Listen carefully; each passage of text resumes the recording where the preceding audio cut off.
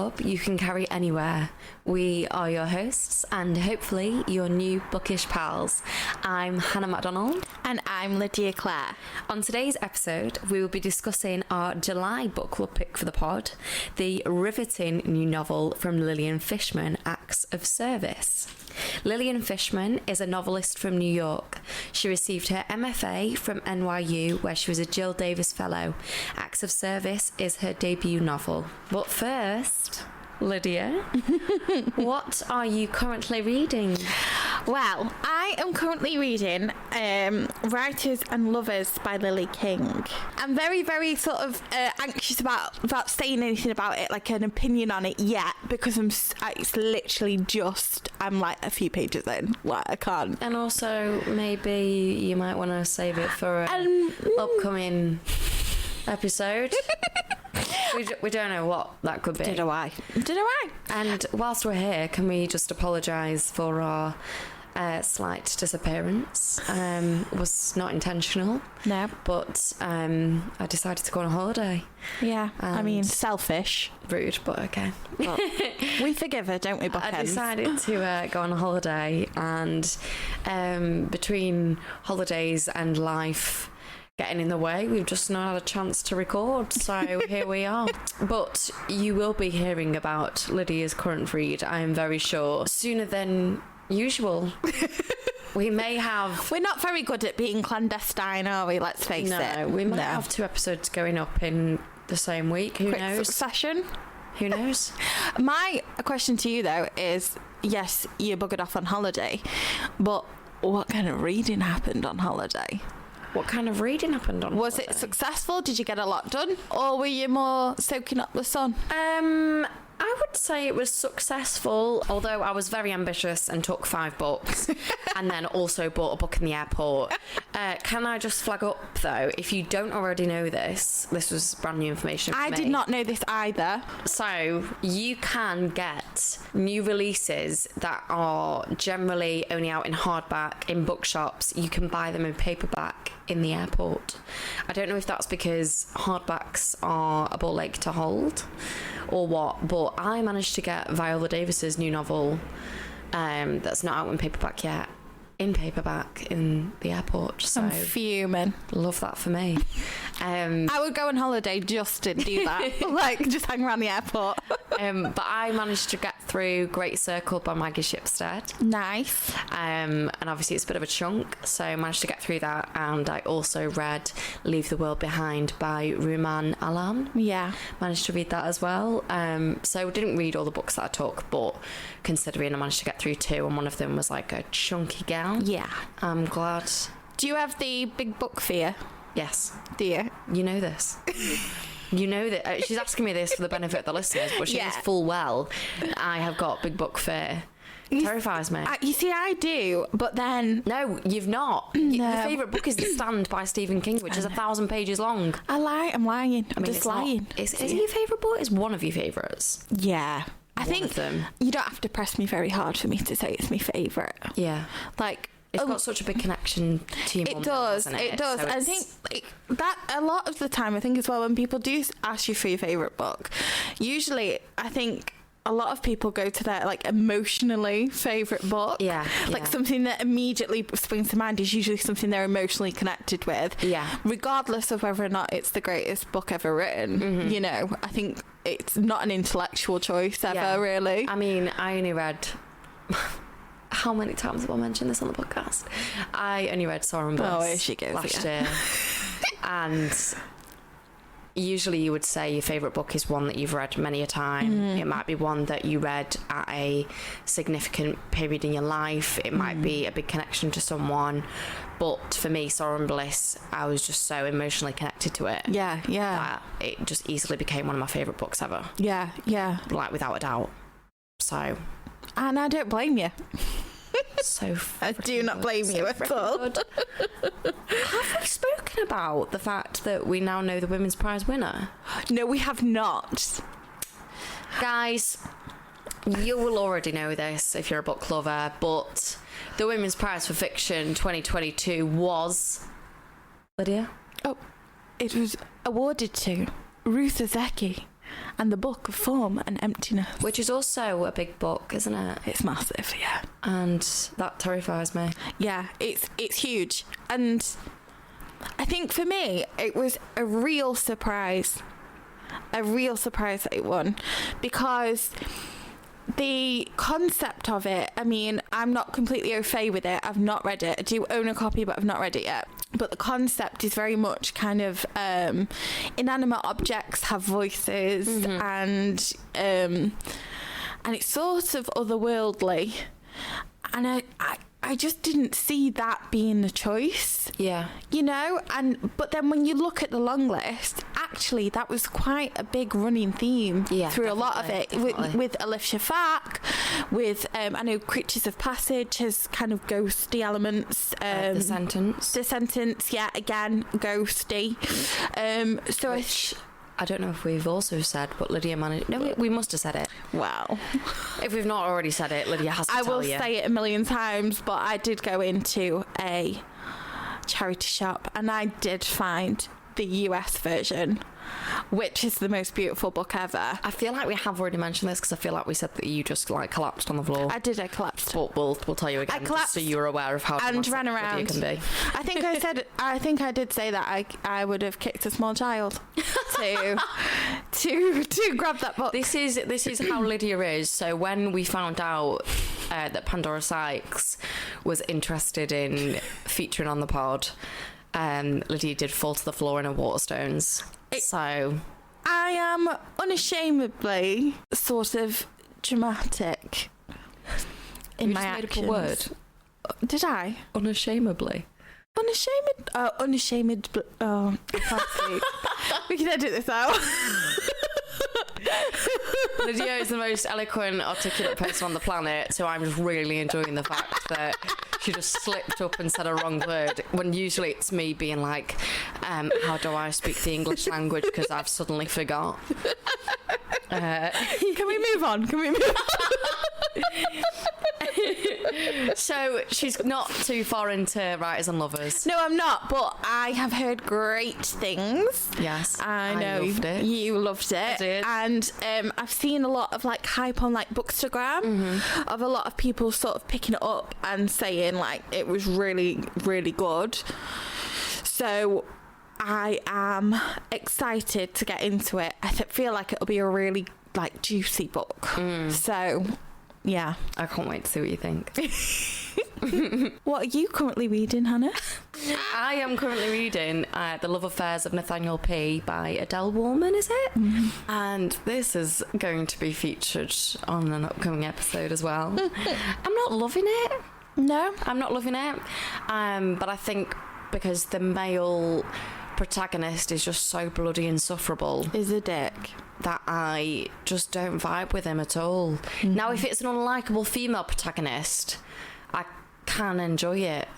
Yeah. I can be like, they're really unlikable, I don't like them, but I really enjoy their voice. Yeah. But he's just doing my head in. And that's the best way to put it. So I just find it really misogynistic and irritating, but then I also think that is probably exactly what the author's going for. Yeah, that's the whole point of the so narrative, it's quite... Would you class it as satirical? I think so, yeah. It's a tricky one, because it's a book that I think you either love or you hate. Yeah. You either get it or you just don't. Yeah. Like, he's an idiot, and the way that he views women is misogynistic. There's no other way of saying it. You know, it's written by a woman. I think at that element I do enjoy. Yeah, he's this kind of the quintessential bachelor who embodies all of these traits that you're like, this is everything I hate about men. Yeah. Yeah. And he is that archetype. And so often we get male authors writing dodgy female characters, and it's just so bloody awful the way they're written, that it's quite nice to get a female author going, actually. Let's have it the other way around. Have it the other way around. But you'll hear more of my opinions on this book when the next episode goes live. Would you like to introduce us to acts of service? I would love to. So I'm going to read a bit of the blurb for you, just to get a feel of it. Eve has an adoring girlfriend, an impulsive streak, and a secret fear that she's wasting her brief youth with just one person. So one evening, she posts some nudes online. This is how she meets Olivia, and through Olivia, the charismatic Nathan. Despite Eve's better instincts, the three soon begin a relationship, one that disturbs Eve as much as it enthralls her. So Hannah, let's start off with, how did you like it? Northerner in us coming out. I'm sorry. How did you like it?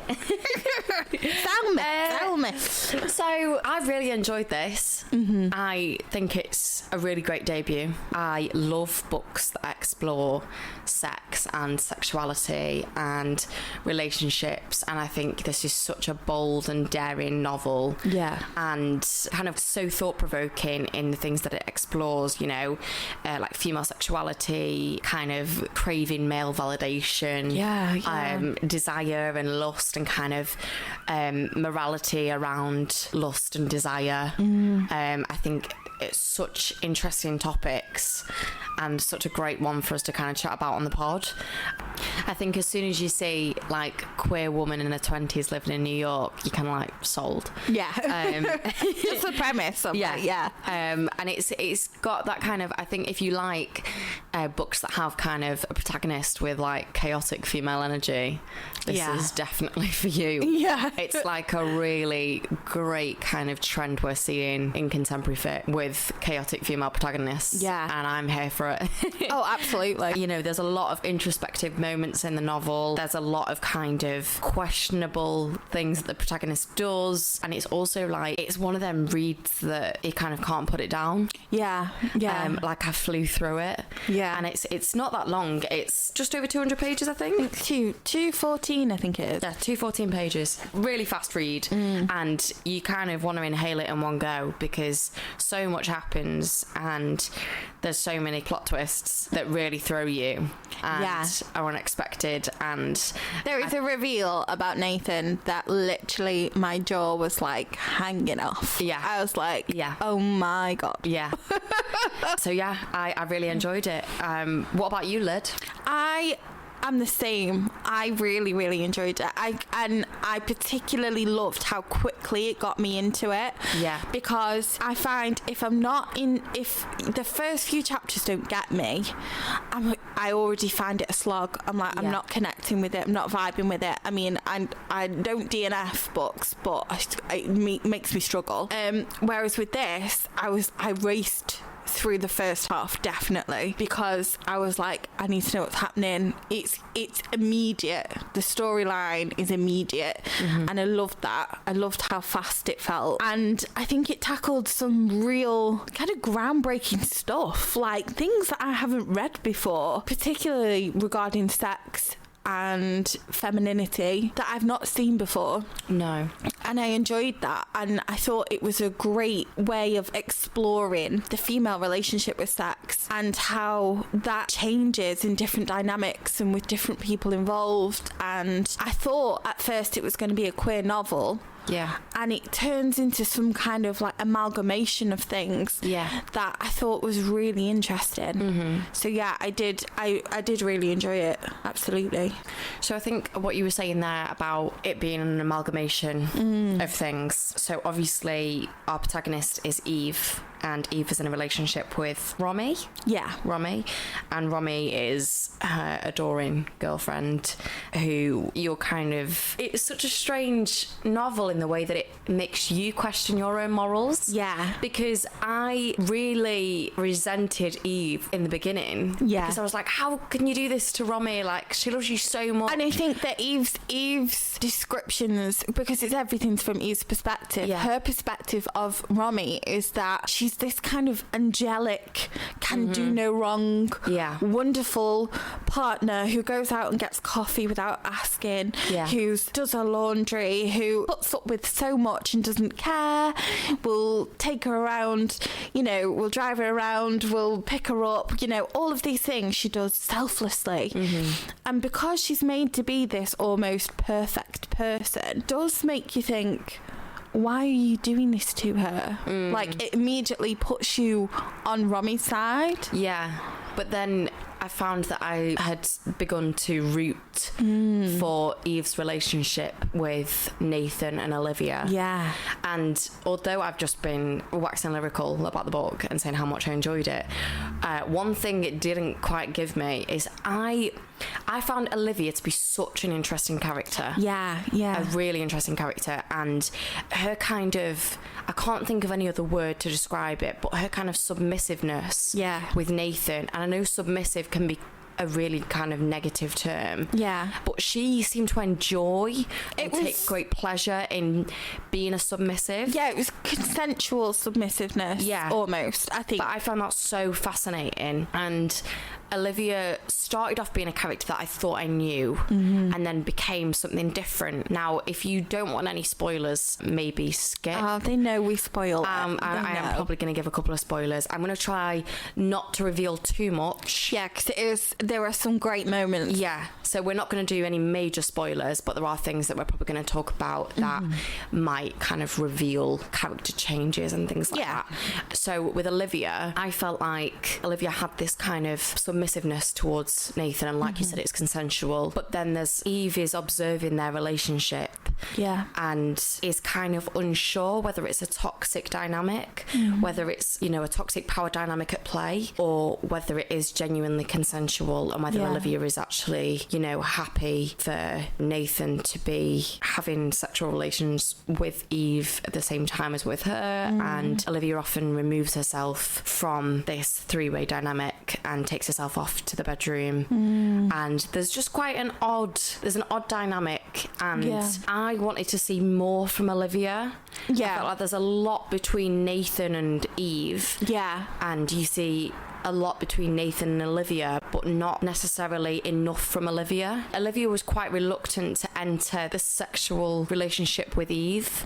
She would kind of allow something to start happening and then be like, no. And I was like, oh, but it's so strange, because at the beginning, Olivia was the one that contacted Eve. So I thought that Olivia was going to be the one that was kind of all up for this. And Olivia wanted to meet Eve, and then when Eve went to meet her in real life, she was kind of sat reading her book, quite timid. and very timid, and you see that side to her which wasn't the kind of vibe that you got from her on the message. And then she kind of scurries off and asks for her to come and meet her and Nathan, and then when she arrives, it's kind of like, this is about Eve and Nathan and Olivia and Nathan, but not about them as a three. Which wasn't what I expected from kind of the novel's description. So I really would have liked to have seen more inside Olivia's head. I was really fascinated by her as a character. But I agree, I would love to see more of her. But I think, was Lillian intentionally depriving us of that? Because probably. Because Eve doesn't get it, and so we can't either. Yes. Maybe. Yeah. And I thought that's quite clever, because I think you could take it either way. That is usually the things that I don't like in novels. Because I am such a nosy person. You can't cope with unresolved, can you? Can't cope with it. I want to know everything about everyone, which a lot of writers aren't going to give you. Give you everything. Like, that's literally what you're taught as a writer. Is to not give the audience everything, let them make their own minds up about things.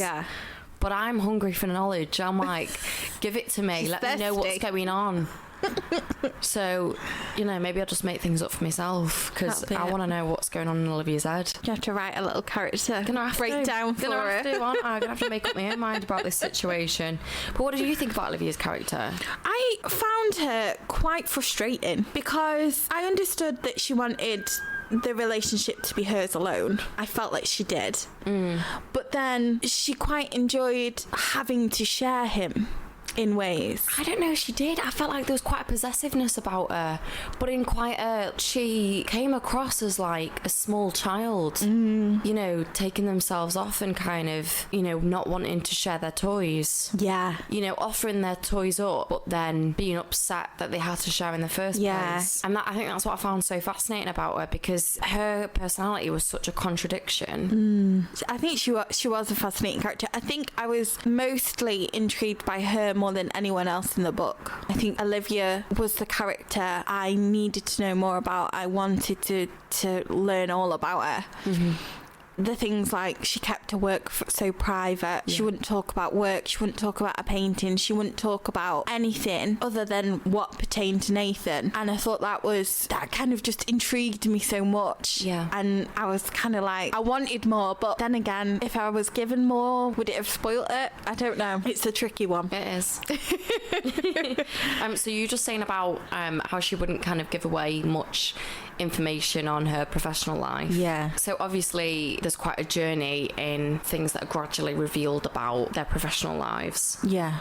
And how nobody at work is aware of their dynamic. And then towards the end of the book, so maybe if you don't want to spoil it, skip ahead. Towards the end of the book, there is this whole thing about Eve being asked to... She sort of has to give a bit of a testimony in a deposition, doesn't she? About, basically she's asked about her relationship with Nathan, and because that includes some Olivia. Kind of misconduct at work.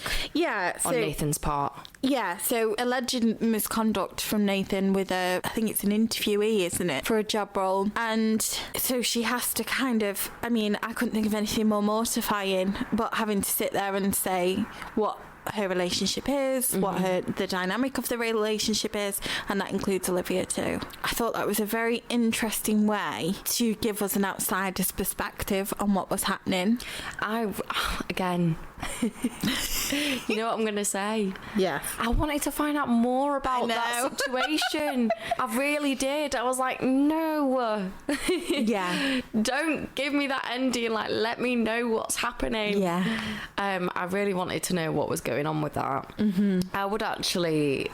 be intrigued to see an adaptation. Oh, here she goes. How long? I think it'd be a good TV series. Not a film, a TV series. Yeah, it'd be steamy. It would be steamy, and I'm here for the steam. So, talking about steam... Oh, nice. We have, read a lot around the book, and it's been described as a sex masterpiece by The Guardian. Yeah. What did you think of the writing of sex in the book? I thought it was really well done, because I find sex quite cringy. Yeah. Sometimes. And I also don't like it when it's like very au fait, kind of like, he touched me in my area. Oh, I hate that so much. Enjoyed it so much. I'm like, no, like, name things and don't call them something they're not. It annoys like, I can't remember what I read, and the whole way through it was like, he touched my sex. Oh, and no, I'm I hate that. No. If you your vagina. If you don't want to use like a term that you deem vulgar, then, there's ways of saying it. Yeah, like, you're a writer. Come on. Yeah. Like, describe. Get creative. Yeah, exactly. So, anyway, I was really scared that it was going to be like that, because whenever a book is kind of touted as a sex masterpiece, I'm like, is it really? Or is it going to make me, like, want to die inside? But I thought it was really, really hot, sexy, particularly the scenes between Eve and Olivia. There was one particular moment between them two that I was like, wow, this is good. Yeah. Like, it was just really well written. I was so fascinated by Olivia because she had a real reluctance towards Eve, and Eve was just so desperate for them to engage in this. So desperate. And Olivia was just like, oh no, actually. But they're both queer women. Yeah, it wasn't a case of, you're a woman, I've never done it with a woman, blah, blah, blah. Because she had relationships with women before, didn't she? Yeah. I think it definitely added to the dynamic of it. It made things more tense. It did. And I don't know whether that tenseness added to the kind of sexual chemistry came about. Yeah. I thought it was quite interesting how I didn't find the scenes where Eve and Nathan were alone, I didn't find them as kind of engaging. It just felt like, oh, it's just sex. And although it was described as, tremendous and fantastic and all of this stuff, the added element of having Olivia there for me was what made it really interesting. Yeah. But I didn't find it cringy, thank God. So it's a win. I did read this. I read something earlier when I was reading around the novel, and somebody had written that Eve has a kind of political commitment to lesbianism. And I mean, I think that's an interesting thing to say. Yeah. But I can kind of understand that from the way Eve is written. And I found it I'm really reluctant to use the word interesting again, as I realise I've said it several times. So interesting. I was curious. Nice. I was curious about Eve having this kind of, she's very explicit about how she's a lesbian and how she kind of she's not the biggest fan of men on the whole, but then she starts having sex with Nathan. And it's like revolutionary. Yeah, and I read that Lillian Fishman started out to sort of write a queer novel. She thought it would be a queer novel. Yeah. And then kind of realised that actually Nathan is the centre of this. Yeah. Which makes it sort of heterosexual. And she was kind of like, oh, I didn't set out to write this. That kind of calls into question like a really interesting theme of like the male gaze and like women seeking male validation, because that also says a lot about like patriarchy and about male to women kind of power dynamics in relationships. I mean, my sister will probably kill me for saying this, but she always jokes that she is a lesbian that seeks male validation. So I think it was just a really interesting topic to explore. I wonder if the book would have been as successful as it is without Nathan being there as a guy. Like if it was a solely queer novel. Yeah. Would it have had that same kind of impact? Because I think a lot of the themes are focused around the fact that he is a guy, and he has these desires and wants and needs, and I think that a lot of his traits are solely male, are solely stereotypically male, because he is self-confident, he has self-esteem, he owns a room, he doesn't apologise for being in the room. All of these things that women struggle with because it's been ingrained in us to apologise for being here. He doesn't struggle with any of that. No. And I think that's important that he was that element in it. Yeah. On that note, I think my quote might be... Oh, yeah, let's go for it. Yeah, I just think it's... What's the word I'm looking for? Appropriate for what we're currently speaking about. So I really enjoyed this. I remembered the feeling she meant, the sense that men were alien, that if I were to foster any intimacy with a man, it would be both despite and because of the fact that I could only be a body to him. And I had been right to be afraid. How can a body ever be safe when it's only a body? How can we expect that no stranger will be tempted to torch an empty house? But Nathan was not alien. He had seen the lights on in the house. He had discerned the scenes that took place away from the windows in the secret rooms. His acknowledgement of my body had allowed me to start to forget about it. The facade of the house had been my duty, my obsession, and now I could wander away from it for days, trusting that it had proved its use. I think that's a great kind of... that gives you a great feel for the novel. Yeah. Because that introspection runs all the way through it. It's all about Eve looking at herself. Yeah, and I think, female body image is such a huge, thing. It's, a lot of, I'd go as far to say that probably I don't know any woman that hasn't struggled with her body image. No, me neither. So, and I know struggling with body image can be quite a universal thing, but I know for women it's, a major thing. Because of... Well, it's a public thing, isn't it? That's the problem. And it's, it's something that's been, women have been attacked for in the media. There's been a massive issue over the years with, celebrities being kind of, penalised for, female celebrities being penalised for, daring to gain weight, daring to have children and having, stretch marks or post-baby bodies. And, there's so much that women are attacked for in terms of their bodies. And I think that was a really interesting kind of introspective moment where Eve Eve is kind of observing her body and observing the way Nathan perceives her body. Yeah. And he is kind of in awe of her throughout. Yeah. And he does say to her several times, you know, that, I'm not directly quoting here, but, you know, he says about how she's the best he's ever had, or, you know, he is kind of like mesmerised by her. And obviously the whole relationship begins by them seeing her nudes online. Yeah, I was going to say that. Like, the whole novel is prefaced by the fact that she decides to take naked pictures of her body and put them online for people to see. Now, is that purely for validation? Is that because she sees her body as a commodity? We just don't know. No. But I think it's a brilliant way to explore that. Oh, yeah. In a 100%. unconventional sense. And it's something I've not seen before. No. And I think also there's looking at people posting nudes, or just the whole topic of taking nudes. Yeah. There is so much taboo around that. Yeah, and so much is taken out of the woman's control. So I find that, you know, a lot of this time with like revenge porn and the use of female images, that a lot of the time women don't have ownership of that. Yeah. They don't take their own photos and publish them themselves. It's about autonomy, isn't it? Exactly. Like, and it's a really almost empowering way that she does it. You know, I want to take these pictures of myself and I want to put them online, and no one's going to stop me, and I can do it, and it's fine.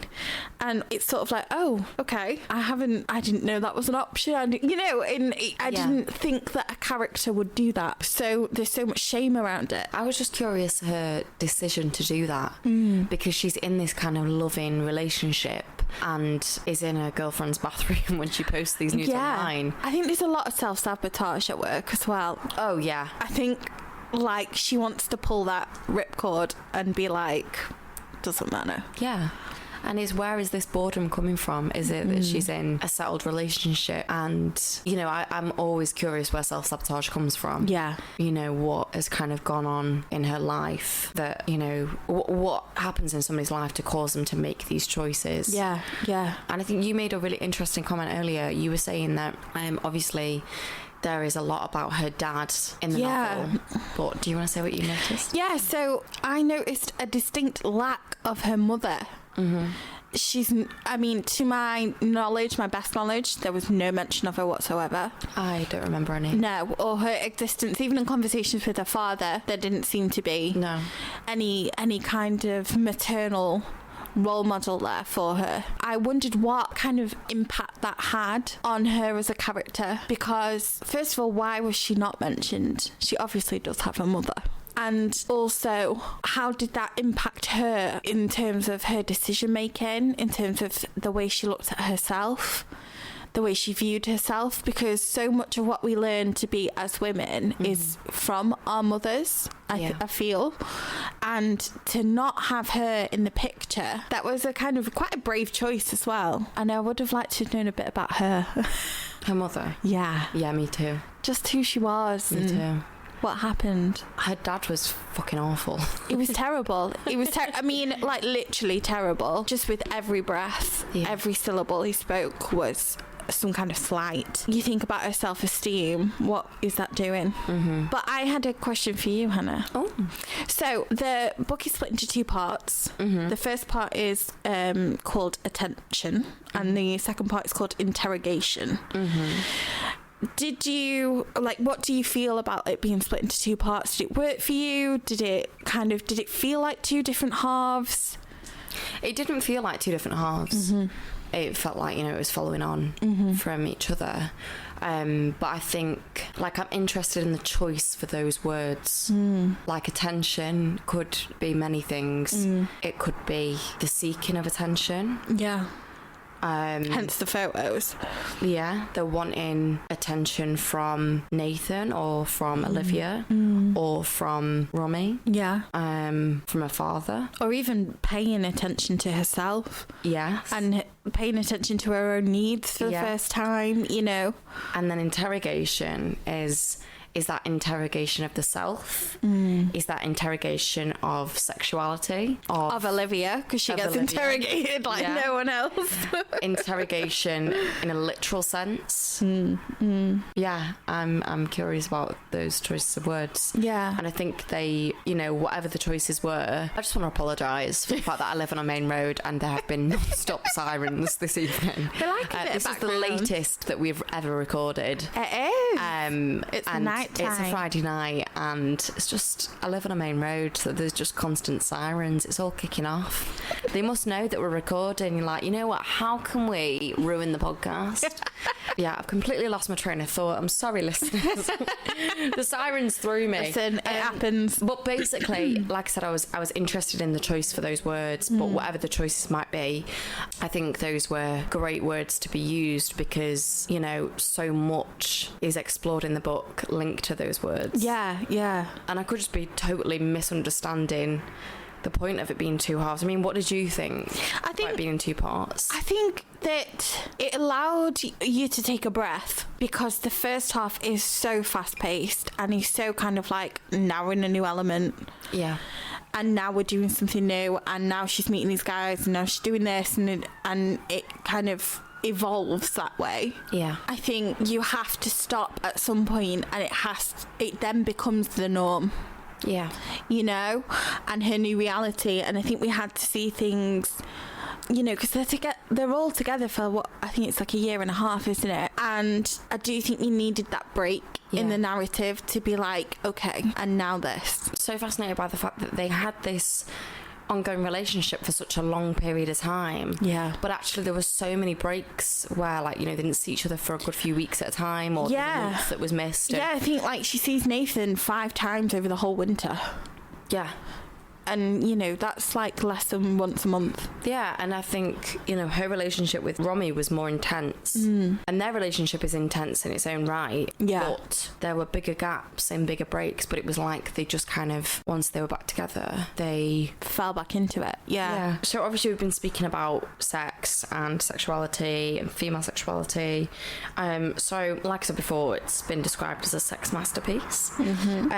So books that tend to explore sex and lust and desire and all these things can kind of be considered as smut. Yeah. Which I really don't like. I hate that word. No. But I just don't understand that when sex is something that we all do.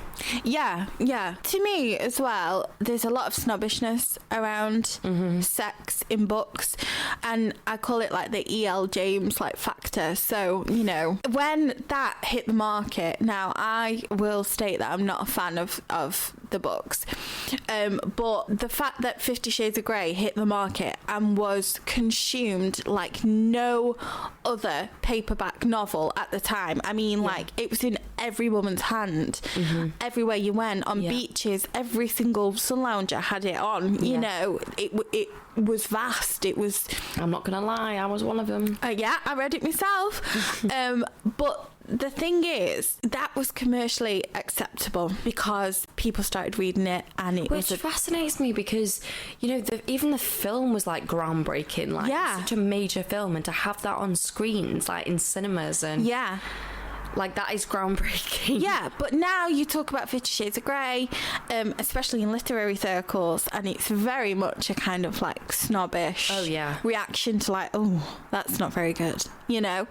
And I think you can look back throughout history and look at some classic novels. I mean, Lady Chatterley's Lover was, you know, another groundbreaking novel that touched on sex and was banned immediately. And I think we've come a long way where now acts of service can be published and can be read, and, you know, books like 50 Shades of Grey have made headway for this to happen.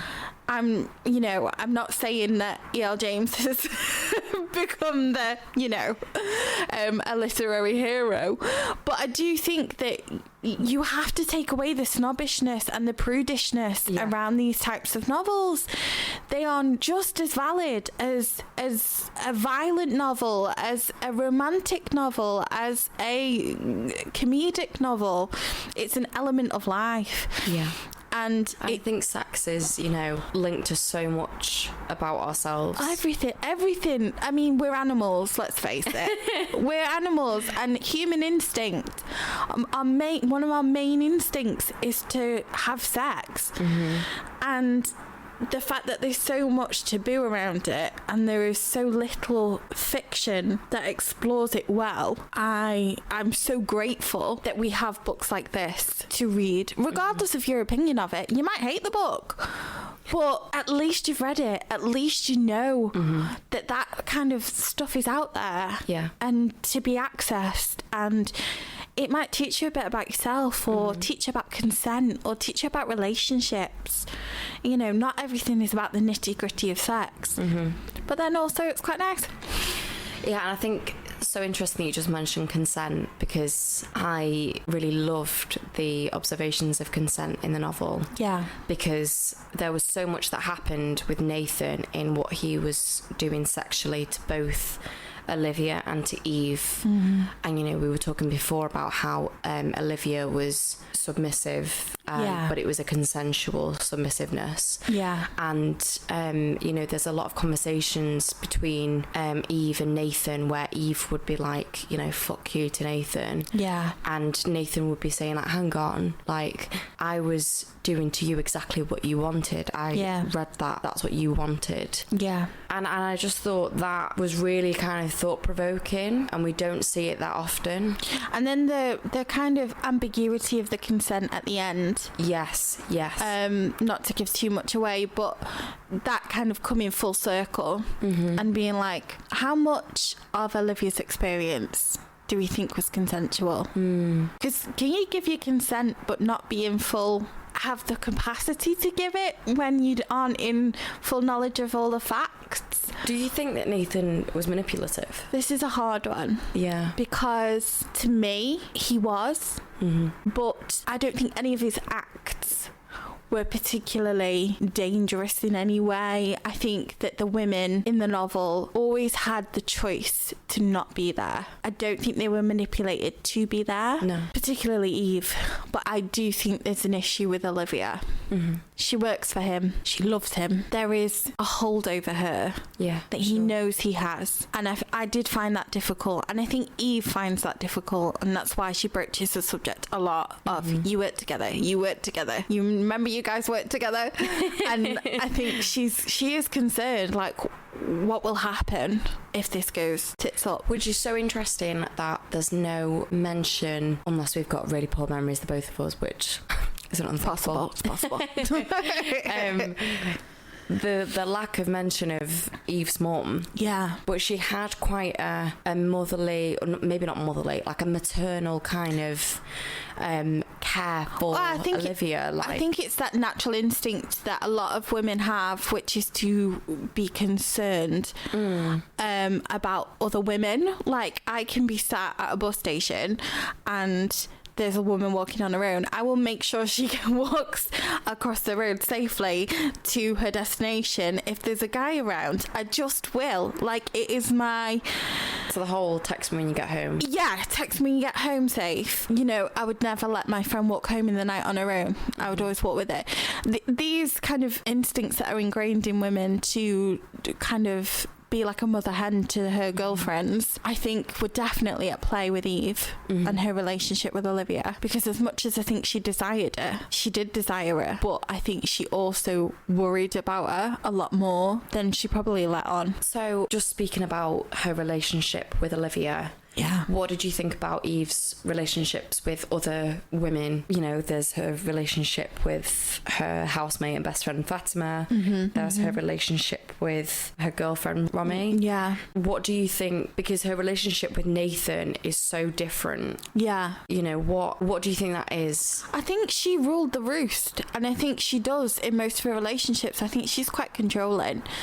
I think that she holds the status in her relationships, her sexual relationships, her friendships, because no one kind of stands up to her. No one says what you're doing is wrong. No one says, other than one conversation with Romy, like there is no sort of girlfriend who's looking out for her, you know. I think we were speaking earlier about how we were really surprised by the fact that Fatima kind of doesn't. I mean, I would have really liked to have seen the conversation. Again, me being nosy, I would have really liked to have seen the conversation when Eve first admits to Fatima what's going on. Yeah. But we just kind of accept that Fatima already knows that this is happening. Whereas I think that would have been a good insight into their friendship. Yeah. Like, I know if I told you that I was cheating on my boyfriend with another couple, you'd be like, hang on. I'd probably... What's going on here? Give you a bit of a slap. I'd be like, sort it out. But yeah, like, I don't know whether our view on friendship is different, but I feel like most women would sit and have an honest conversation with each other and be like, what you're doing is really, really dangerous or is not good for you. No. Whereas Fatima's kind of like, yeah, okay. And I think what you said earlier about how Eve is, you know, it's about self-sabotage. Yeah. Eve is really in this state of self-sabotage. Yeah. And I think, spoiler alert, skip ahead. But, like, you know, towards the end, it's kind of like she's never getting herself out of this kind of pattern of self-sabotage and starting to make better choices. Yeah. But is it because no one has challenged her before? Potentially. Because I feel like she's coasted for a lot of the first half of the book. She coasts along, and I think that when ramifications start happening, particularly with Romy, particularly with her relationship with Olivia, with her dad, I think that it kind of dawns on her this kind of responsibility that she has to take for the options that for the choices that she's made. And I think that's all kind of wrapped up in that self-sabotage, and kind of she's domineering in one aspect of her life and then she needs to be submissive in the other because she doesn't do it anywhere else other than with Nathan, and whether that's her outlet for that side of her. Yeah. But I think every single person that reads this book is going to have a different opinion on that. Oh, yeah. I think 100%. it's a divisive novel in that I actually don't think two people can read the book the same. No. It's such a kind of... I'm also so desperate to speak about the plot twists, but I don't want to ruin it for anyone. No, it's too because good. They're too good. But did you see them coming? No. Me neither. No. And usually you kind of get an inkling. Yeah. But with this I didn't. Me neither. And I loved that. Yeah. I was like, okay, this book's caught me. It was really well done. So well done. Yeah. Yeah. I think we've been rambling on. We've been rambling for an hour. Oh, we've been waxing lyrical. Yeah. We apologise. Which is a great sign that there are so many talking points. Yeah. And there are more things that I would like to say. I could talk about it for hours. That's the problem. But I think we should go for, if you like this, then read this. Yeah, absolutely. So Lydia, do you want to give us... I would love to.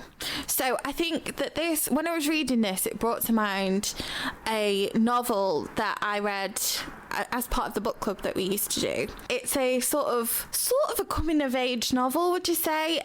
It's In at the Deep End by Kate Davies, and it's about a woman discovering her sexuality as a queer woman and meeting a partner and exploring her sexuality for the first time, really. And again, it has some really well written sex scenes, and it's all about that exploration of self, exploration of sexuality, of learning all about a different way of exploring your body.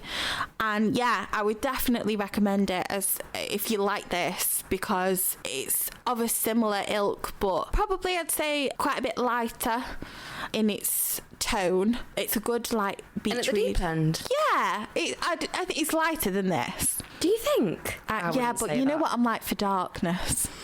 I like go really Okay, well, dark. I'm going to say it's definitely not lighter. Definitely not. I'm like, it's a comedy. It's a comedy that explores toxic, abusive relationships. It so does, there's that. but in a fun way. I'm joking. My gosh. Anyway, what about you?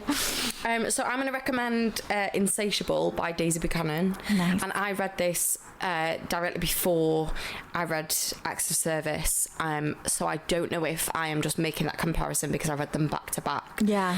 But Insatiable is about a queer woman having a sexual awakening and entering an odd kind of, maybe odd's not the right term, but kind of an unusual sexual dynamic, and kind of finding herself and realizing her sexuality. And it does call into question things like lust and desire and morality, and all those kind of similar themes. And I've also seen Insatiable described as smut, but it's one of the horniest books I've ever read. It is so freaking sexy, and I was obsessed with the sex scenes. Probably sex scene every other page, I'm not gonna lie. I really enjoyed it. Nice. And I would probably say it's very similar in the above reasons. Yeah, and how great that there's like so many books out at the minute that tackle these kind of themes. Yeah, I love it. Now let's move on to Pal's Picks. I've reinvented the name. Pal's Picks, thank God. Not for long though. Ugh. But Pal's Picks, because we've had a few pals recently that have offered their services to the pod. We are loving the pals. Yes, and Lid, do you want to introduce her? So this is Natalie. She loves, I think the best way to describe her is she loves like Emily Henry. She loves anything romance. She really loves a YA and a dystopian. She loves a bit of dystopia. I've recently lent her Leave the World Behind because I was like, you will love this. She doesn't like anything that's too realistic. So she once told me that if it resembles reality too much, it stresses her out. So she has to have something. And you gave her Leave the World Behind? Yeah, but it's dystopian, see. She's got different rules. Close to home, honey. And I'm also thinking I'm going to give her Dreamland by Rosa Rankin-Gee because I think that she'd love that too. So that's the kind of stuff she would go for. So I don't know what she's picked, but I feel like we might be in the realm of maybe YA, maybe romance. Okay. Something that she would go for. Now, are you going to give us a reveal? I am going to give you the reveal. Okay, I'm excited. So I'm clicking on it now. I'm having a look. I've not seen it. I've not seen it before. Okay. Oh. Okay. Were you right? I think I was. So the book is The Grace Year by Kim Liggett. Oh, amazing. And I will read you the blurb. She sent me the blurb because she's so good. Love her. And it is, no one speaks of the Grace Year. It's forbidden. Teeny James lives in an isolated village where girls are banished at 16 to the northern forest to brave the wilderness and each other for a year. They must rid themselves of their dangerous magic before returning purified and ready to marry if they're lucky. It is forbidden to speak of the Grace Year, but even so, every girl knows that the coming year will change them, if they survive it. Set in a ruthless patriarchal society where the most a young woman can hope for is to be chosen to be a wife, The Grace Year is a riveting, speculative, feminist thriller for readers of The Power and The Hunger Games. Oh, fuck. That's a cracker. I think Nats wins. I actually think she does. So should we listen to what she has to say about it before we wax lyrical? Hello, how are you both?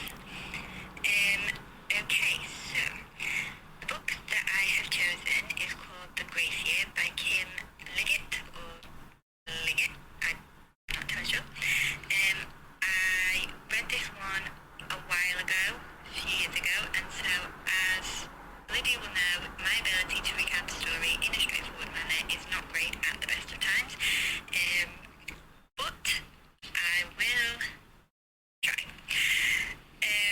Okay, so the book I think is YA and it's a dystopian. I wanted to pick something that I enjoyed reading at the time and that I thought might appeal to both of you. And so the theme of this one is one of the reasons why I chose it. So in this, it's believed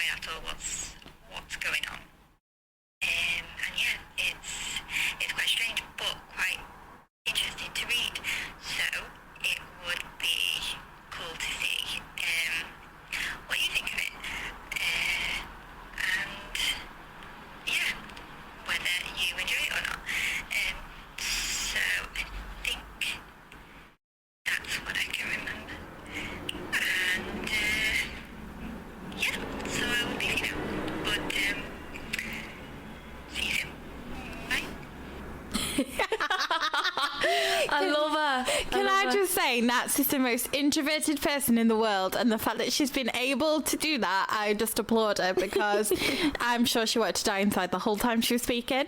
But thank you so much, Nats, for that voice note. I know it's not easy. I am obsessed with that voice note.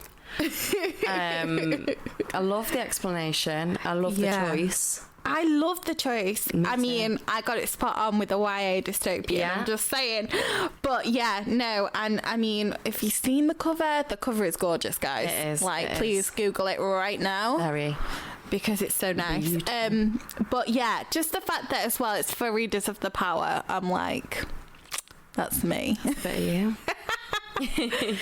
So yeah, what do you think of the choice? I love it. Brilliant. Obsessed. What about you? I love it. So yeah, I'm really excited to read it. And up to now, we have read none of the picks that we've been sent. So I think we need to crack on and report back. Maybe we should do an episode dedicated to the I picks. think we will. I mean, I'm so excited for the Book of Trespass. I cannot tell you. I hope you heard the sarcasm in my voice. Good God. But yes, thank you very much, Nats. We do appreciate it, and we appreciate anyone that wants to kind of contribute to the podcast. And if you do have any suggestions or anything like that, don't forget to DM us at Pair of Bookends Pod. I was waiting for you to jump in there. And you know, we love hearing your thoughts, and we love your book rec. So don't be shy. And on that note, we have arrived at my favourite section, cultural recs. Lid, fire 'em over. Okay, so my current obsession is the TV show Fargo. Nice. I can't stop thinking about it. And I've watched it before, but I've been rewatching series 1. And Martin Freeman's face is the most expressive face in the acting universe, and you can fight me if you don't believe me. I mean, and she means that. He's the most naturalistic actor, and I absolutely love his characterization of Lester in the first season. Have you watched it? No. Oh, it's so good. I watched him recently in The Responder. Oh, yeah. And he was incredible in that. He is incredible. He's just got this natural ability to embody everyday characters, particularly like the underdog. He plays Lester so well. And yeah, I would watch him all day. He is kind of the actor's bread and butter. He is comedic, he is dramatic, he can do both with skill. And not many actors can do that. Definitely not. So I mean, I'm going to be making you watch Fargo now. Okay. So deal with that. So if you've not watched it, watch it now, please. How about you? Have you got one? I do. My TV recommendation is The Dropout, which is a series on Hulu. You can access it on Disney Plus as well. And I am just obsessed. I really wasn't sure what I was going to think of it, but when I saw Amanda Seyfried had got an Emmy nomination for her role as Elizabeth Holmes, I was like, okay, I want to watch it now. And me and my boyfriend have just been hooked. I didn't know anything about Elizabeth Holmes and her company Theranos. I know nothing. So Elizabeth Holmes, The Dropout is based on real life events. All right, okay. So I think it's been adapted from an ABC News podcast about Elizabeth Holmes. And Elizabeth Holmes is a woman who was the founder of a company called Theranos, and she dropped out of Harvard and was wanting to become a scientist. I've got that, probably butchered that, but she wanted to start this company where you could diagnose somebody in America with simply get a drop of their blood, and it would give them a full diagnosis, and it would kind of revolutionize healthcare in America. And that was the aim, but there was some incredibly dodgy, misleading, toxic kind of things that happened within the company, and the technology that she was using didn't work, and I kind of don't want to give too much away, but the technology wasn't working, and there was a lot of corrupt happenings going on in the company, and it wasn't what it seemed. No, and there's a whole kind of court case that goes on, and this company was started in kind of 2008 potentially, and some of the verdicts have actually only happened in recent weeks. Really? Yeah. Oh, so wow. this leaking of the corrupt happenings was only kind of leaked in like 2016 or something. Oh, wow. So it's like really explosive, and honestly, Amanda Seyfried, you've not seen her do anything like this. Oh, I love that. And her kind of embodiment of Elizabeth Holmes is incredible. Wow. Like, I was like looking at the Emmy nominations and the lineup this year is just insane. Like, there is some insane talent on that list, and it's going to be really difficult for them to kind of narrow it down. Yeah. But she is very well deserving of that award. Wow. The Elizabeth Holmes changed her voice because she wanted to be perceived as, it was kind of a whole business tactic, and she deepened her voice. Dropped her voice. Yeah. A lot of female politicians do it. Yeah. And she dropped her voice, and Amanda Seyfried kind of reenacting that is just like insane, honestly. Oh, I have to give that a watch. Yeah, I think I'd love it. There's a thing that Elizabeth Holmes does where she learned in a kind of like business book or something that you need to not blink. Oh. You shouldn't blink because if you're in a conversation with somebody, you need to look like you're paying attention at all times, and it's like losing the power dynamic if you blink. Oh my god, really strange. But Amanda Seyfried like recreates that. Oh, wow. And it's just phenomenal. Really cannot recommend it enough. Oh, that's so cool. Would really recommend it. So Lydia, what's your other recommendation? Well, mine is a musical recommendation. Gorgeous. And it is that I currently cannot stop listening to on repeat the song Evergreen by Yebba. Oh, I love Yebba. Oh my gosh, I adore her. She's just amazing, and I used her voice, so like soulful, isn't it? Soulful and kind of earthy, just everything I love about a kind of soul voice. And yeah, the song Evergreen. I'm downloading that right now. Oh my gosh, it is just so good. And obviously she's done like collabs with like Mark Ronson and things like, and Ed Sheeran, so she is successful. But for me, the stuff that really is like an earworm is the stuff that she's done solo. And she's just absolutely bloody fantastic. She is. Like, her voice is so gorgeous, and just so much. She doesn't faff around. She just sings it, and you feel the lyrics when she sings it. So, bit obsessed with her recently. So, if you're looking for something new to listen to, maybe chuck on a bit of Yebba and have a go. Yeah, so definitely. Yeah, I would also recommend that. How about you? So my final recommendation is the amazing, incredibly short book Misfits by our Lord and Saviour Michaela Coel. I am obsessed with Michaela Coel. I love her so much. Everything she creates is just amazing. I am so kind of fascinated by her journey into the acting industry, how she takes full ownership over her work. I would really, really recommend listening to her on Louis Theroux's podcast. It's an amazing episode and gives you a real feel for just her mind, which is just like her mind. She's a genius. She is a genius. I don't she say really that lightly. No, but she is. So the book uses her McTaggart lecture as a jumping off point, and she also introduces the lecture and talks about her life leading up to that lecture.